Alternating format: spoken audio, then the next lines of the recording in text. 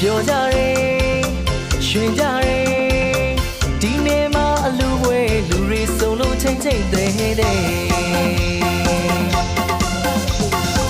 ချွေတို့တန်းမြိုင်လာရဲတမ်းမြိုင်စိုးတီကာကြိုးရီနဲ့ရှူမကြီး